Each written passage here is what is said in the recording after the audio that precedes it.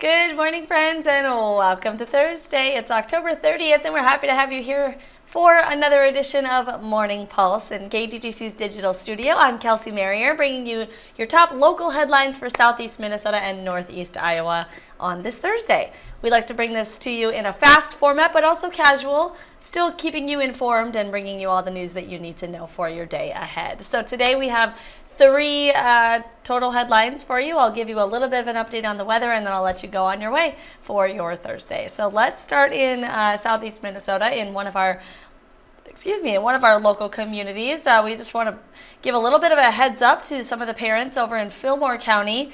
Most probably already know, but Kingsland Public Schools are closed today actually because of a mechanical issue. The district actually made this announcement on its Facebook page, which is where we got the information to share with you. It says that this is not going to be a flexible learning day. There is no SAC or after-school activities today. Again, no school today for Kingsland Public Schools due to a mechanical issue. The district does say that families did receive an email or two about the closure, and any further updates as information kind of becomes available about this will be provided to those families as well. So just wanted to give a heads up there for some of our Fillmore County families this morning.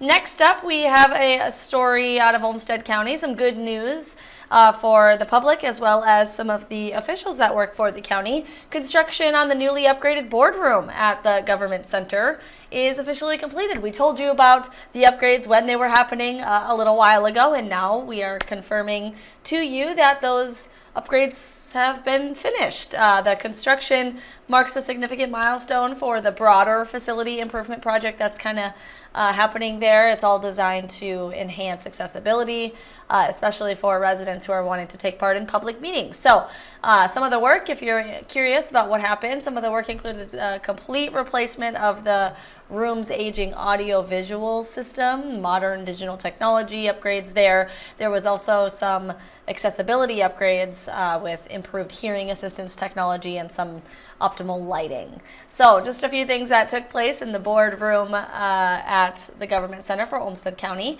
The renovated boardroom will be seeing now its first usage on this coming Tuesday.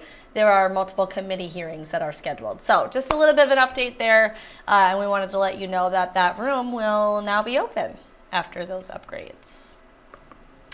Last but not least, we have a good story for one of our local nonprofits in town. We actually now know the results of last week's Transforming Lives fundraiser. This was for the Women's Shelter and Support Center in Rochester. It was an exclusive event that kind of brought together nearly 200 people, more than 24 sponsorships, or around 24 sponsorships from local businesses.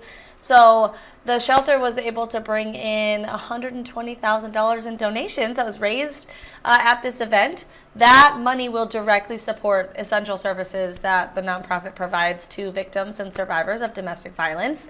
We also know that the Women's Shelter is expanding into a new facility, which this money will also help with. That is set to open in the near future here.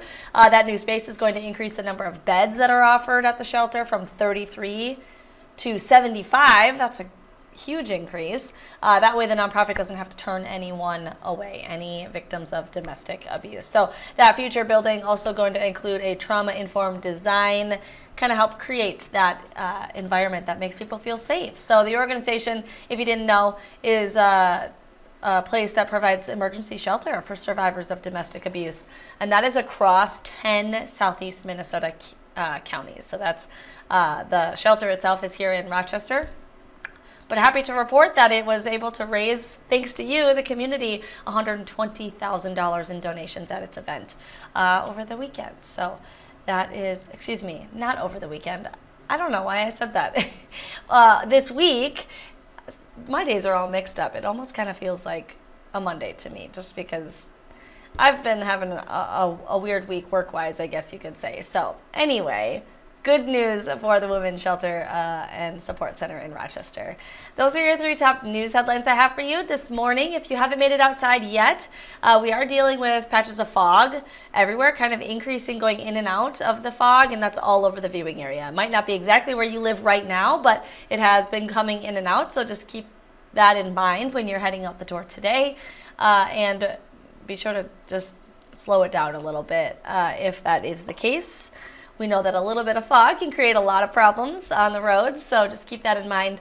Otherwise, looking ahead to tomorrow, our Halloween forecast, our meteorologists are definitely keeping their eye on it. Obviously, a lot of people are wondering what the weather is going to be like for Halloween and the trick-or-treaters and all those things. So just know that there will be some cooler temperatures. I mean, it is the end of October, and we do have the potential for a few showers here and there. Hopefully not a complete washout for our Halloween, but things to keep in mind when you're dressing up yourself or your kids for Halloween and trick-or-treating. So anyway, I hope you have a great rest of your day, and get ready to welcome the weekend. It starts tomorrow. So happy to have you here, and hopefully this was helpful for you.